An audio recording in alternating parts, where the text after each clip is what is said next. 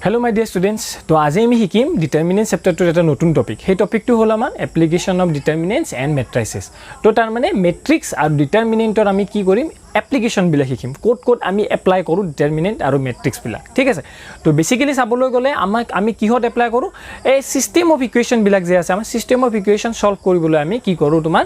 এই determinant আৰু matrix বিলাক ইউজ কৰো। ঠিক আছে? তো কেনেকুৱা ইউজ কৰো কিনো কথা আছে টপিকটোত আমি হেতু প্ৰথমতে জানি লওঁ ঠিক আছে তো তাৰ পিছত আমি কেনেকুৱাকে সলভ কৰে হেতু চাম তো প্ৰথমতে তুমি কি চাব লাগিব কনসিস্টেন্ট সিস্টেম চাব লাগিব কনসিস্টেন্ট সিস্টেম কি আছে নো কনসিস্টেন্ট সিস্টেমত চাবা a system of equations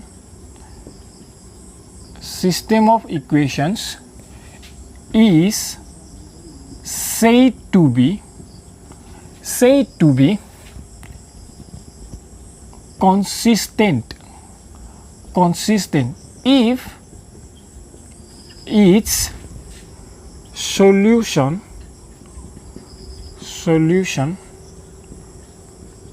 exist কি কথাটো কৈছে চাবাচোন তাৰ মানে system of equations এটা system of equations থাকিব তাক তোমাৰ কি বুলি ক'ব consistent বুলি ক'ব কেতিয়া consistent বুলি ক'ব যদি হে তাৰ solution থাকে solution থাকিলে তাক আমি কি বুলি ক'ম consistent system of equation বুলি ক'ম আৰু যদি নাথাকে তেতিয়া হলে আমি কি বুলি ক'ম তাক আমি হেতু শিকি আছো নেক্সট টপিকটোত আমি শিকি আছো হেতু কি বুলি ক'ম নাথাকিলে তাত এটা system of equation বুলি কৈছো দেখিছা না system of equations মানে কি বস্তু চাবা ax + by plus cz বা a1x b1x b1y c1z equal to কি আছে suppose d1 আছে a2x plus b2y plus c2z equal to কি আছে d2 আৰু a3x plus b3y plus c3z equal to d3 তো system of equation মানে কি জানানে মই কৈ দিও system of equation মানে আসলতে হৈছে x y আৰু z x y z or z ভ্যালুৰ কাৰণে এই গোটেই গিটা ইকুৱেচন স্যাটিসফাই কৰিব তেতিয়া হলে তোমাক কি বুলি ক'ব এটো সিস্টেম অফ ইকুৱেচন বুলি ক'ব x y z or z ভ্যালুৰ কাৰণে এই গোটেই গিটা ইকুৱেচন তোমাৰ কি হয় স্যাটিসফাই হয় হেতু কি বুলি ক'ব তোমাৰ সিস্টেম অফ ইকুৱেচন কথাখিনি বুজি পালা এটা সিস্টেম অফ ইকুৱেচন বুজি পালা আৰু কনসিস্টেন্ট তোমালোকে নিশ্চয় বুজি পাইছা যে সলিউশন যদি থাকে তেতিয়া হলে কি ক'ব consistent বুলি ক'ব ঠিক আছে এইখিনি কথা আৰু সলিউশন বুলি ক'লে তোমাৰ এটা সলিউশন হ'ব পাৰে এটা সলিউশন যদি থাকে তেতিয়া হলে কি বুলি ক'ব এটো ইউনিক সলিউশন বুলি ক'ব আৰু যদি বেসিক কেস থাকে তেতিয়া হলে ইনফাইনাইট নাম্বার অফ সলিউশনস বুলি ক'ব ঠিক আছে এইখিনি কথা তো নেক্সট আমি চাম ইনকনসিস্টেন্ট সিস্টেম তো এইখিনি মই মুছি দিছো বাৰু এইখিনি মই মুছি দিছো কি আছে নেক্সট আছে inconsistent system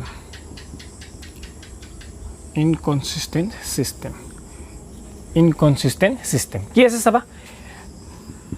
a system of equations is said to be inconsistent if its solution does not exist কি কথাটো কৈছে তো যদি সলিউশন না থাকে তেতিয়া হলে আমি কি বুলি কম সেই সিস্টেম অফ ইকুৱেচনটো কি বুলি কম আমি সিস্টেম অফ ইকুৱেচনস বিলাকক কি বুলি কম আমি ইনকনসিস্টেন্ট বুলি কম ঠিক আছে ইনকনসিস্টেন্ট আৰু যদি সলিউশন থাকে হেতু মানে লাগিলে এটা সলিউশনে থাকক বা ইনফাইনাইট নাম্বাৰস অফ সলিউশনে থাকক তেতিয়া হলে তোমাৰ কি হ'ব হেতু কনসিস্টেন্ট বুলি ক'ব ঠিক আছে সলিউশন থাকিলে হেতু কনসিস্টেন্ট আৰু সলিউশন যদি না থাকে তেতিয়া হলে ইনকনসিস্টেন্ট বুলি ক'ব সিস্টেম অফ ইকুৱেচনস বিলাকক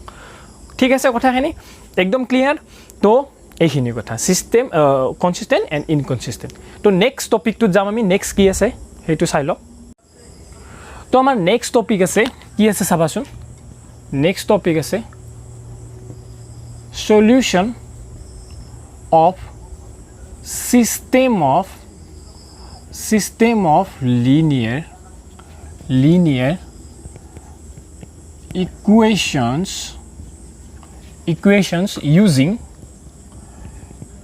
using inverse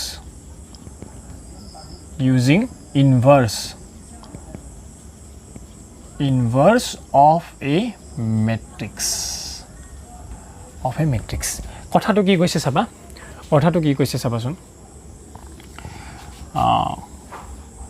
কথাটো কি কৈছে চাবা solution of system of linear equation তো তাৰমানে linear equation system of linear equations আছে তাৰ আমি কি কৰিম solution উলিয়াম কেনেকুৱাকে solution উলিয়াম inverse of a matrix ৰ সহায়ত ঠিক আছে inverse of a matrix ৰ সহায়ত আমি কি কৰিম system of linear equations বিলাকৰ solution উলিয়াম ঠিক আছে তো কেনেকুৱাকে উলিয়াই হেতু আমি চাই লও বাৰু তো কি আছে চাবাচোন system of equation মই লেট কৰি লৈছো ঠিক আছে তো suppose a1x plus b1y plus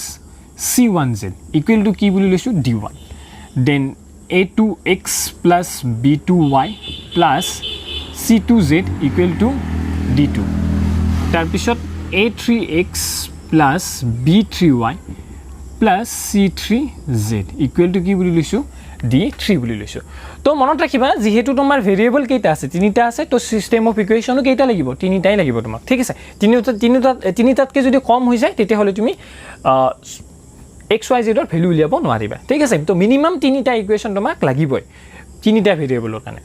তো এইখিনি এতিয়া এই কথাখিনি মই এই যেটো সিস্টেম অফ ইকুয়েশনস পাইছা এই সিস্টেম অফ ইকুয়েশনস খিনি মই এনেকুৱাকে লিখিম চাবাচোন a1 a2 a3 b1 b2 b3 c1 c2 c3 হৈ গ'ল এটো তাৰ পিছত x y z equal d1 d2 d3 তো সোৱা মই কি কৰিছো এই সিস্টেম অফ ইকুয়েশনস খিনি এনেকুৱাকে লিখিছো কিয় লিখিব পাৰিলো সোৱাচোন যেতিয়া তুমি এই দুটা কি হৈ আছে মাল্টিপ্লাই হৈ আছে হয়নে মেট্ৰিক্সৰ মাল্টিপ্লিকেশন তো এই দুটা যেতিয়া মাল্টিপ্লাই কৰিবা মেট্ৰিক্স দুটা তেতিয়া কি পাবা তুমি এইটো এটা মেট্ৰিক্স পাই যাবা এনেকুৱাকে এটা মেট্ৰিক্স পাই যাবা এইখিনি এনেকুৱাকে এটা মেট্ৰিক্স পাবা আৰু এইটোটো আছে তোমাৰ এইটো এটা মেট্ৰিক্স পাবা হয়নে মাল্টিপ্লাই কৰাৰ পিছত তেতিয়া তোমাৰ কি হ'ব ইকুৱেল হৈ যাব না কৰেসপন্ডিং এলিমেন্টস বিলাক ইকুৱেল হয় তো তাৰ পিছত তাৰ মানে কি পাবা এইখিনি পাবা নে নাই এইখিনি পাবা নে নাই মাল্টিপ্লাই কৰাৰ পিছত যেতিয়া ইকুৱেল কৰিবা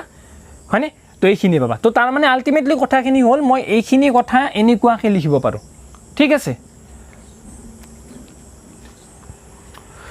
এইখিনি কথা ঠিক আছে এনেকুৱাকে মই লিখিব পাৰো এতিয়া চাবা এতিয়া মই এই মেট্ৰিক্সটো এইটো যেটো মেট্ৰিক্স আছে এইটো মেট্ৰিক্সক মই কি বুলি লেট কৰিছো লেট a বুলি লেট কৰিছো তো a1 b1 c1 a2 b2 c2 a3 b3 c3 হৈ গ'ল তো এইটো মেট্ৰিক্সক মই a বুলি লেট কৰিছো আৰু এইটো মেট্ৰিক্সক মই কি বুলি লেট কৰিম ক্যাপিটেল x বুলি লেট কৰিম x y আৰু z আৰু এইটো যেটো মেট্ৰিক্স আছে এইটোক মই কি বুলি লেট কৰিম তোমাৰ b বুলি লেট কৰিম b কি হ'ব d1 d2 d3 ঠিক আছে তো তাৰ মানে এইখিনি কেনেকুৱাকে লিখিব পাৰো তেতিয়া হলে এইখিনি মই কেনেকুৱাকে লিখিব পাৰো এনেকুৱাকে লিখিব পাৰো নে ax মানে সিস্টেম অফ ইকুয়েশন তো এইখিনি মানে তো এইটো ন তো সিস্টেম অফ ইকুয়েশন তোক মই কেনেকুৱাকে লিখিব পাৰো ইয়াত a হি যাব a আৰু ইয়াত কি হি যাব x ইকুৱেল টু কি হি যাব b আহি যাব হয়নে ax ইকুৱেল টু b আহি যাব হয়নে তো এতিয়া চাবাচোন মই কি কৰিম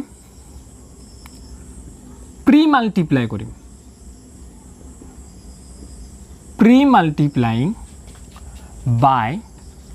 কি কৰিম a ইনভাৰ্স এৰে প্ৰি মাল্টিপ্লাই কৰিম প্ৰি মাল্টিপ্লাই মানে গমে পাইছা কি হ'ব আগফালে মাল্টিপ্লাই হয় হয়নে তো কি a ইনভার্স এৰে বোথ সাইডত মই প্ৰি মাল্টিপ্লাই কৰিম তো তেতিয়া কি হ'ব চাবা a inverse into ax a inverse into কি হ'ব b হয়নে এইখিনি হ'ব তো a ইনভার্স ইনটু a মানে কি হয় জানাই তোমালোকে কি হয় আইডেন্টিটি ম্যাট্রিক্স আৰু লগতে কি থাকি গল x থাকি গল তাৰ পিছত কি হ'ব a ইনভাৰ্স ইনটু b হয়নে এইটো পাবা তাৰ পিছত মই কৈছিলো x টু কি এটা ম্যাট্ৰিক্স হয়নে নহয় ম্যাট্ৰিক্সক আইডেন্টিটি ম্যাট্ৰিক্সৰে যেতিয়া মাল্টিপ্লাই কৰিবা তেতিয়া কি পাবা সেই ম্যাট্ৰিক্সটোৱে পাবা আকৌ a ইনভাৰ্স ইনটু b তো তাৰ মানে কি পালা সোৱা ক্যাপিটেল x মানে কি পালা a ইনভাৰ্স ইনটু B পালা ঠিক আছে তো তাৰ মানে A মেট্ৰিক্সটোৰ ইনভাৰ্স লৈ কিনে এই যেটো এটো মেট্ৰিক্স আছে ইয়াৰ যেটা তুমি ইনভাৰ্স লবা ইনভাৰ্স লৈ কিনে যদি B মেট্ৰিক্সটোৰ লগত মাল্টিপ্লাই কৰা তেতিয়া হলে তোমাৰ কি আহি যাব x y z ৰ ভ্যালু আহি যাব ঠিক আছে এই কৰেসপন্ডিং এলিমেন্টস বিলাক ইকুৱেল কৰি কিনে তোমাৰ x y z ৰ ভ্যালু আহি যাব ঠিক আছে তো তুমি কেনেকুৱাকে কৰিবা তাৰ মানে সিস্টেম অফ ইকুৱেচনটো কেনেকুৱাকে সলভ কৰিবা প্ৰথমতে A ইনভাৰ্স উলিয়াবা তাৰ পিছত কি কৰিবা তাক B লগত মাল্টিপ্লাই কৰিবা ঠিক আছে তো এইখিনি কথা গম পালা কেনেকুৱাকে কৰিলো ঠিক আছে এইটো কথা তো নেক্সট আমি কিছুমান কথা জানিব লাগিব সলিউশন তোমাৰ কেতিয়া আহিব কেতিয়া নাহে যিকোনো সিস্টেম অফ ইকুৱেচনৰ সলিউশন কেতিয়া আহে কেতিয়া নাহে সেইখিনি কথা আমি জানিব লাগিব ঠিক আছে তো এইখিনি জানো কি আছে ন চাই ল তো আমি কি পাইছিলো চোৱাচোন এইটো আমাৰ সিস্টেম অফ ইকুৱেচনছ আছিল আমি এইটো কেনেকুৱাকে লিখিছিলো ইয়াৰ কোএফিচিয়েন্ট কিটা মেট্ৰিক্স হিচাপে লিখিছিলো মানে তাৰ পিছত ভেৰিয়েবল কিটাৰ মেট্ৰিক্সটো কি বুলি কৈছিলো x বুলি কৈছিলো আকৌ যেকিটা আমাৰ কনস্ট্যান্ট আছে হে কনস্ট্যান্ট কিটাৰ মেট্ৰিক্সটো কি বুলি কৈছিলো b বুলি কৈছিলো আৰু x টো কেনেকুৱাকে উলিয়াইছিলো আমি মানে ভেৰিয়েবল খিনি কেনেকুৱাকে উলিয়াইছিলো a ইনভাৰ্স ইনটু b কৰি কিনে উলিয়াইছিলো হয়নে এতিয়া কথাটো হল তোমালোকে সিঙ্গুলাৰ আৰু নন সিঙ্গুলাৰ মেট্ৰিক্সৰ কথা পাইছিলা আগতে হয়নে তো a ইনভাৰ্স কেতিয়া পোৱা যেতিয়া নন সিঙ্গুলাৰ হয়নে নন সিঙ্গুলাৰ হলে তোমাৰ a ইনভাৰ্স উলিয়াব পাৰো তো ইয়াত কেস দুটা কেস আহিব এটা নন সিঙ্গুলাৰৰ কাৰণে আৰু এটা কি আহিব সিঙ্গুলাৰৰ কাৰণে তো কেস 1 কি হ'ব চাবাচোন case 1 if determinant of a does not equal to 0 তো এটো কি হ'ব তেতিয়া নন সিঙ্গুলাৰ হয়নে নন সিঙ্গুলাৰ তেতিয়া তাৰ মানে কি হ'ব a ইনভাৰ্স টো এক্সিষ্ট কৰিব a ইনভাৰ্স উলিয়াব পাৰিবা তেতিয়া কি হ'ব then the system of equations কি হ'ব then the system of equations is consistent হ'ব ঠিক আছে consistent তো তাৰ মানে কি হ'ব তাৰ সলিউশন থাকিব system of equations তোৰ কি থাকিব সলিউশন থাকিব and have a unique solution কি হ'ব and have a unique solution তো কি হ'ব চাবা then the system of equations কি হ'ব consistent হ'ব তা consistent মানে কি solution থাকিব আৰু কি হ'ব and have a unique solution আৰু তা কি থাকিব unique solution থাকিব তা unique মানে কেৱল এটাই solution থাকা হ'ব কথাটো then case 2 কি আছে চাবাচোন case 2 কি হ'ব if determinant of a equal to 0 এটা কি আছে সোয়া এটো কি আছে আমাৰ সিঙ্গুলার ম্যাট্রিক্স আছে singular matrix determinant of a equal to 0 হলে সিঙ্গুলার ম্যাট্রিক্স হৈ যায় হয়নে তো যদি determinant of a equal to 0 হয় তেতিয়া হলে a ইনভার্স টো এক্সিস্ট নকৰে হয়নে তো a ইনভাৰ্স যদি এক্সিস্ট নকৰে তেতিয়া কি হয় তোমাৰ আকৌ দুটা কেস আহি যায় কেস 1 কেস 1 ত কি হ'ব চাবাচোন কেস 1 ত হয় তোমাৰ তেতিয়া কি কৰিব লাগে তুমি adjoint of a উলিয়াব লাগিব উলিয়াই কিনে তাৰ লগত কি মাল্টিপ্লাই কৰিব লাগিব b মাল্টিপ্লাই কৰাৰ পিছত তোমাৰ যদি ভ্যালুটো যদি 0 নহয় ঠিক আছে 0 ম্যাট্ৰিক্স যদি নহয় 0 ম্যাট্ৰিক্স যদি নহয় তেতিয়া হলে কি হ'ব তোমাৰ তেতিয়া হলে কি হ'ব then solution does not exist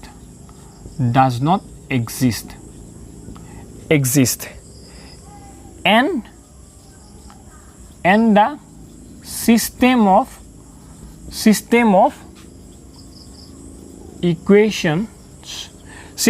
equations is called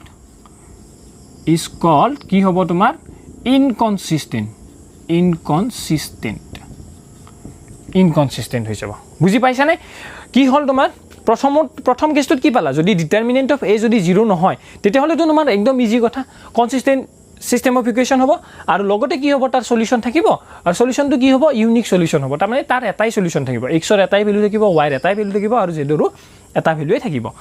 তাৰ পিছত যদি কিবা কাৰণত যদি ডিটারমিনেন্ট অফ a টো 0 হৈ যায় তেতিয়া হলে তুমি কি কৰিব লাগিব তেতিয়া হলে তুমি আৰু এবাৰ চেক কৰিব লাগিব ঠিক আছে কেনেকুৱাকে চেক কৰিব লাগিব adjoint of a উলিয়াব লাগিব তাৰ adjoint of a লগত কি কৰিব লাগিব b মেট্ৰিক্স টো মাল্টিপ্লাই কৰিব লাগিব আৰু b মেট্ৰিক্স টো মাল্টিপ্লাই কৰাৰ পিছত যদি তোমাৰ যদি 0 মেট্ৰিক্স নহয় তেতিয়া হলে কি হ'ব সেই চিষ্টেম অফ ইকুৱেশ্যনটোৰ কোনো ধৰণৰ সলিউশ্যনে নাথাকিব ঠিক আছে সলিউশ্যন নাই and the system of equation কি হ'ব চিষ্টেম অফ ইকুৱেশ্যনছ কি হ'ব ইনকনচিষ্টেণ্ট হ'ব যিহেতু সলিউশ্যন নাই তো সি ইনকনচিষ্টেণ্ট হৈ যাব হয়নে আৰু যদি তোমাৰ কি হয় ছেকেণ্ড কণ্ডিশ্যনটো adjoint of A into B equal to যদি জিৰ' মেট্ৰিক্স হৈ যায় দেন কি হ'ব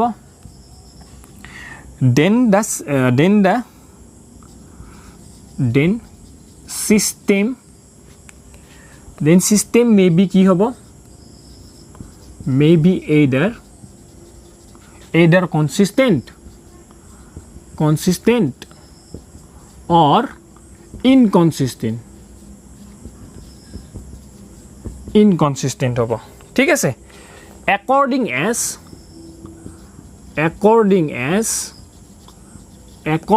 as the system